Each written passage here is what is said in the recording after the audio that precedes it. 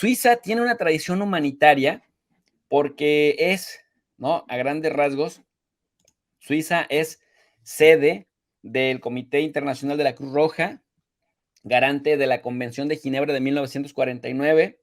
Suiza ejerce de Estado protector de terceros países que han roto sus relaciones diplomáticas con otro país y además también pues desempeña mandatos diplomáticos y consulares de esta naturaleza. Es un Estado miembro de 7 organizaciones como el Consejo de Europa, el Banco Mundial, el Fondo Monetario Internacional, entre otros. Es un país neutral, pues se caracteriza en Europa por no haber entrado a las guerras mundiales, o por lo menos no abiertamente, y no participa en conflictos armados ni en alianzas militares a menudo.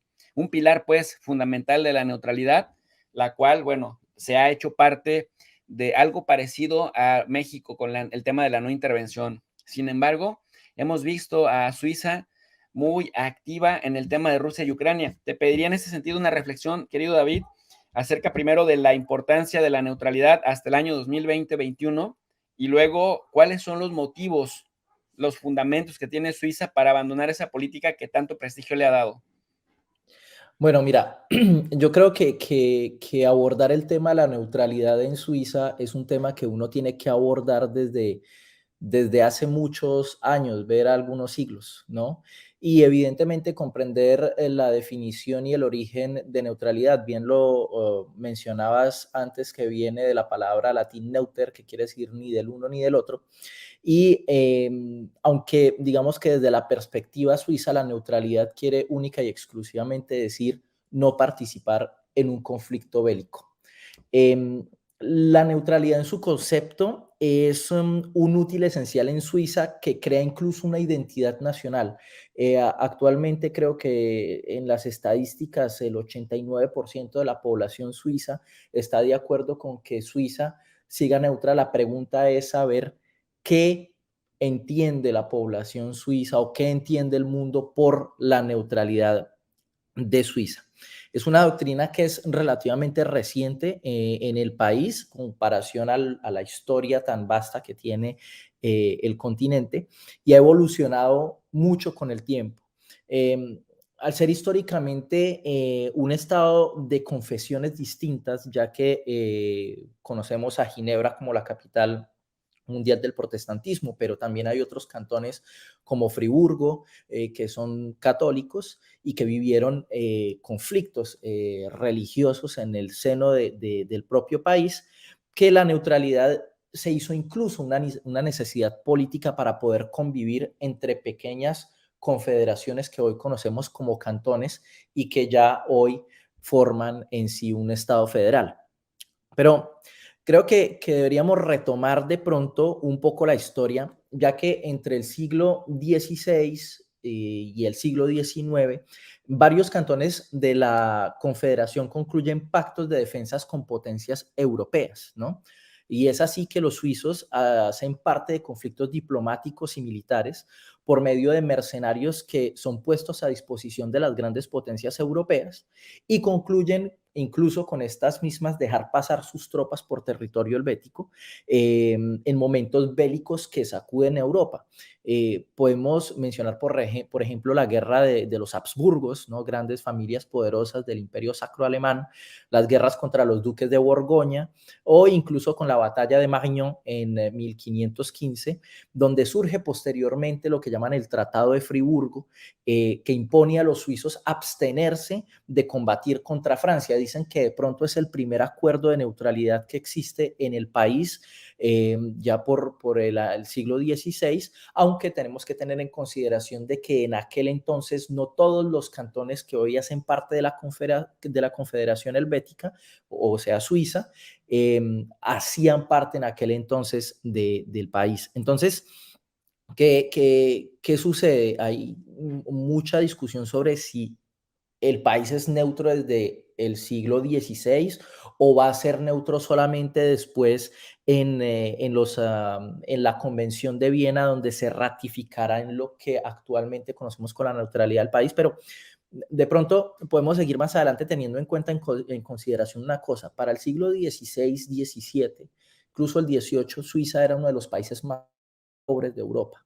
La gente se veía envuelta en un nivel de pobreza muy alto, con unos niveles de famina muy altos, y en muchas ocasiones los suizos encontraban la supervivencia en la guerra, por lo cual se hacían mercenarios que eran muy temidos en Europa, que le servían de protectorado al rey de Francia. De hecho, sus propios guardias eran suizos, y en muchas ocasiones los mismos suizos se encontraban en guerras externas de las potencias que rodean a la actual Suiza, luchando entre sí, a pesar de ser suizos. Justamente una de las razones por las cuales se puede explicar este tipo de mercenariato es por el tema de la pobreza que se manejaba en el país, por la poca producción que tenía de sus tierras, porque pues es un país que no produce absolutamente nada, y que más bien prácticamente todo lo importa. En 1798, Suiza desaparece como tal y se vuelve una república al ser tomada por Napoleón. Napoleón la considera incluso única o une et indivisible, como dicen, una e indivisible, ¿no? Sobre un modelo puramente francés, haciendo de Suiza la república helvética hermana de Francia, donde los cantones se vuelven más que todo unas prefecturas, ¿no? En un sistema político muy republicano, muy francés en aquel entonces. Para 1803, el país, al ser satélite de Francia, es fuertemente golpeado en las guerras napoleónicas, ¿no? En la caída de Napoleón, de hecho, el destino de Suiza debe definirse posteriormente entre las potencias europeas victoriosas de estas guerras napoleónicas. Y es posteriormente, en 1815, donde el Congreso de Viena reconoce por primera vez la neutralidad armada suiza, garantizando justamente la inviolabilidad de sus fronteras. Reconoce que su inestabilidad es tan fuerte que es necesario que Suiza sea neutra para el bien de Europa. Y eso pese a que los suizos no lo quisieran, porque de una manera u otra los suizos tenían posiciones fijas, pero pues no se podía permitir que hubiera un país tan inestable que a cada rato le estuvieran vendiendo y mandando mercenarios a X o a y pudiese desestabilizar el continente en aquel entonces.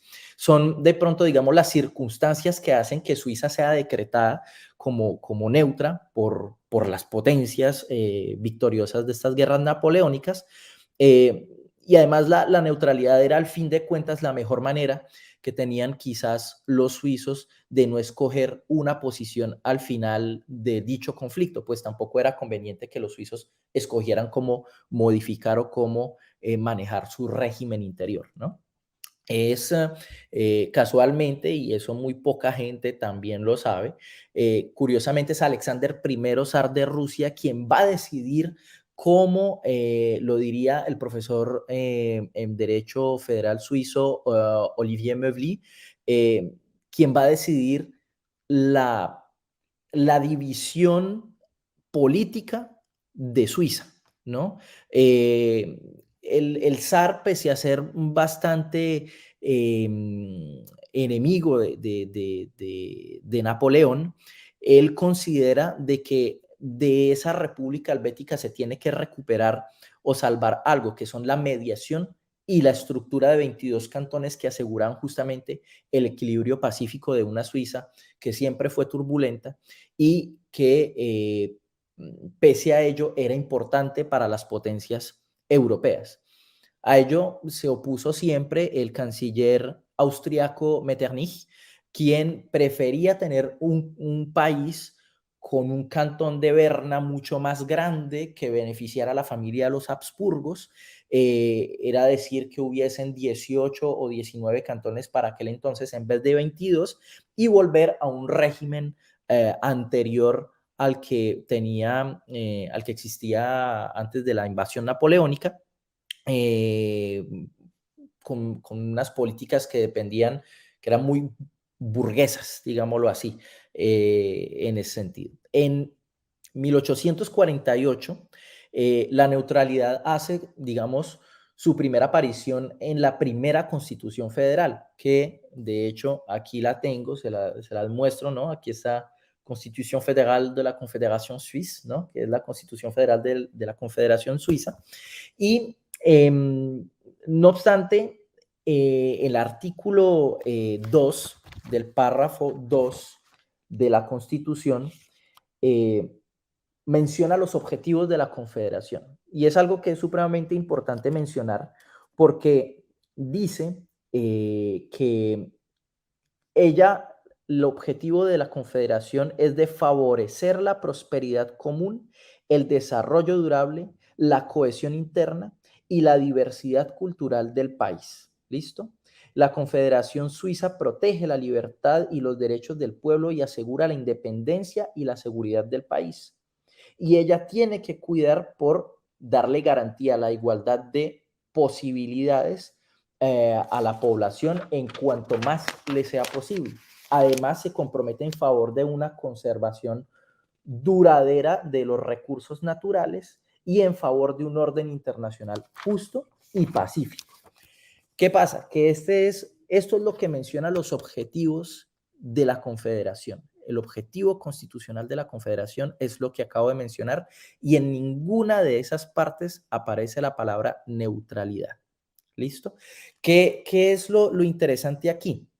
Que es que la neutralidad, esta perspectiva, al no ser un objetivo, sí es una herramienta de la Confederación, listo, que incluso en aquel entonces se utilizó fue para mantener una independencia. De hecho, el artículo 173 y 185 de esta misma Constitución que afirman que tanto el Consejo Federal, que es el ejecutivo de Suiza, como decir el presidente de México, de Colombia, eh, tienen que tomar medidas necesarias para preservar la seguridad exterior, la independencia y la neutralidad de Suiza. Lo mismo dice el artículo 185 de la Constitución, pero ya con respecto al Parlamento o al legislativo.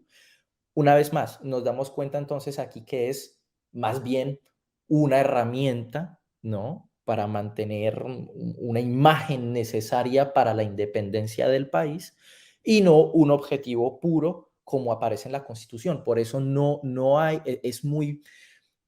no es muy clara, es muy ambigua la posición o la definición de neutralidad. A veces pareciese que Suiza tuviese una caja, listo, que está escrito neutralidad y en función de las situaciones que se le presenten a nivel mundial, en este caso el conflicto con Rusia y Ucrania, entonces mete un papelito donde dice neutralidad activa, neutralidad cooperativa, neutralidad esto, y van componiendo la caja de neutralidad con puntos que ellos les convenga para volver una vez más a lo que tú decías en un principio, Jesús, que es, ¿será por conveniencia? ¿Será lo que llamaba Hannah Arendt ese mal banal, sin, sin querer decir que Suiza es el general alemán asesino de Europa, pero sí más bien que está brincando sobre una cuerda sobre la neutralidad que es muy débil en este momento, muy ambigua